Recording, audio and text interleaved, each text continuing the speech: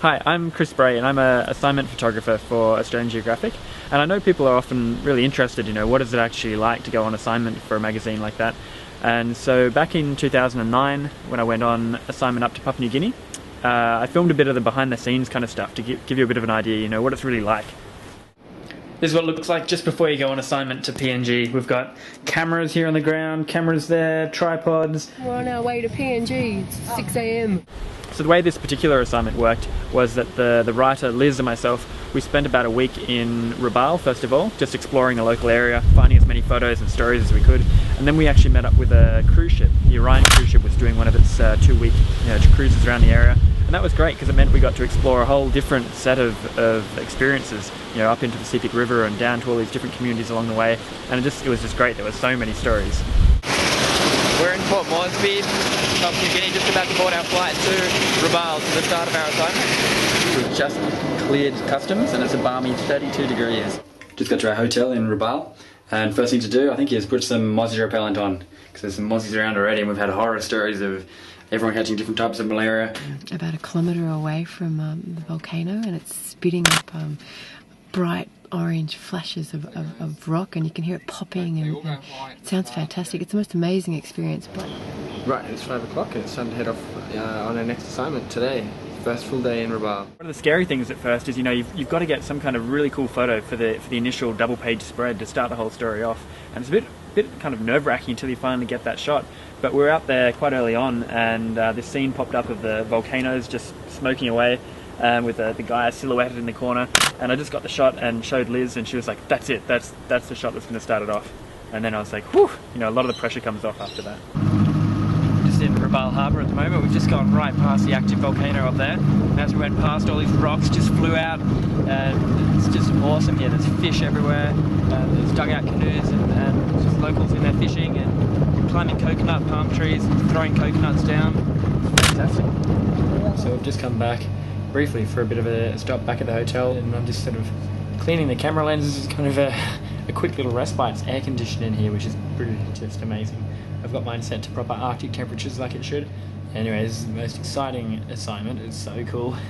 It's as you can see, it's a little bumpy and a little dusty, and it's great. Fantastic. This is what being on assignment is all about.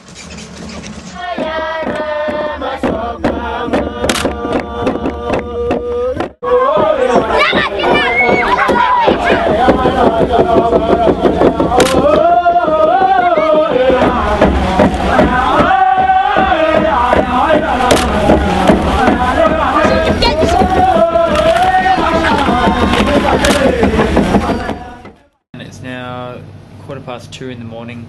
We just got home from an amazing fire dance and all that kind of stuff.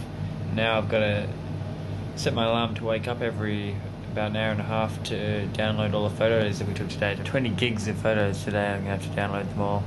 Exhausting, but it's great fun. Okay, so behind me there's the town of Rabaul, and beyond that there's the Rabaul Harbour, which is known as Simpson Harbour. And you probably can't see it, but there's quite heavy ashfall today from the volcano. The wind's blowing from the south, and it's blowing all the ash in on top of the town.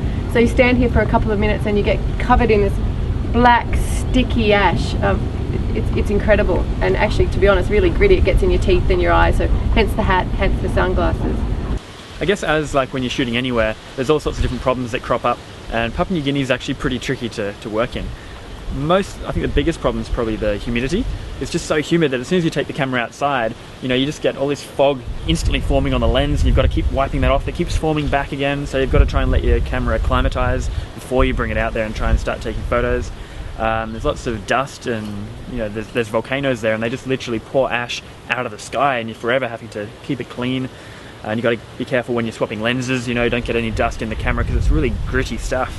But yeah, all the challenges are part of the fun. That's what you're out there for, so I love it. We work for a magazine in Australia called Australian Geographic. We're doing a story on Rabaul.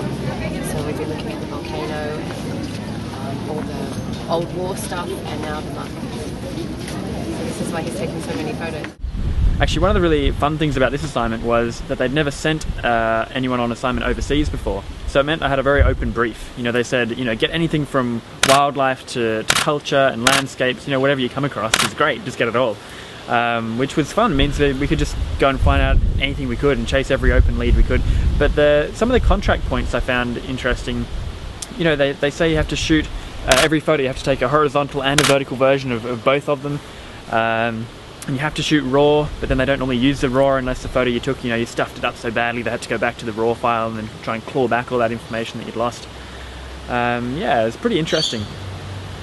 I honestly just thought we'd lost all of the photos I've taken, all 5 days of photos in Rabaul.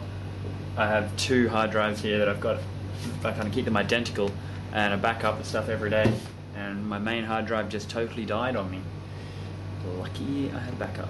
You've just got the just get the buoy out. Yeah. I mean the skin. Yeah. And then put the seed inside and crush it with the teeth. Yeah. And then take the mustard. Mustard. Yeah. And then put it in, on your mouth first to make it a bit wet. Yeah. And then put it in the lime. So the lime sticks to it. Yeah. And then take it up and chew it. When you're in the night time. Looking for, you know, hunting or something, Hunting, yeah. And it will make you, you know, Stay awake and keep alert. Yeah. Till daybreak. Today was quite good. We went into the Wattam village near the Sepik River, and they did a traditional dragon dance for us. And then I actually got to go into the men's hut where they had hidden away all the actual sacred relics. Got this secret stash out, and showed me these masks that had the spirits inside them, and he let me photograph them, and he said no one has ever photographed these before. So that was pretty special. And then he actually gave me a mask that his father had carved. You actually learnt heaps on that assignment as well. I think before I went on that trip, my big thing was wildlife and landscapes really, and with those things you've just got to work with what you've got. You can't control them at all. You can't say, oh yeah, it'd just be nice if that polar bear just stood slightly more over there. But with people, you've got to keep remembering that you can do that, and that's one of the things I had to learn. You know, you can ask people to move slightly more over here or whatever to get a better shot. People always wonder when you're on assignment, you know, in theory, you've got to get model releases signed by, you know, everyone you photograph, even if it's a little kid in a village in the middle of nowhere. And it is actually true, you know, if it's going to turn up in a magazine and you can recognize their face, you've got to get a release signed, or at least get their name. And that was a bit of a constant problem because, you know, half the time they don't even speak English, and you're there going, you know, what's your name? And they go, blah, blah, blah, and you're like, damn, you sort of try and write it down. But before you leave that situation, you know, you've got to get their name if you've got a cool shot. Otherwise, sometimes you just can't use it. So that's a constant problem. One of the awesome things about this assignment was that all the locals were just so friendly. You know, they were just forever introducing you to their friends and showing you cool new places. And, you know, as soon as you took a photo of them, they'd just all crowd around to try and see what the photo looked like because they hadn't seen all that many photos of themselves and that kind of stuff. It was just so lovely. We just got into Cairns after 15 days on assignment, and I've taken about 3,200 photos. And I have reams and reams of notes. So I guess we've just got to go home and go through all the photos and go through all the notes and turn it into a story. It was great when the issue finally came out, issue 97.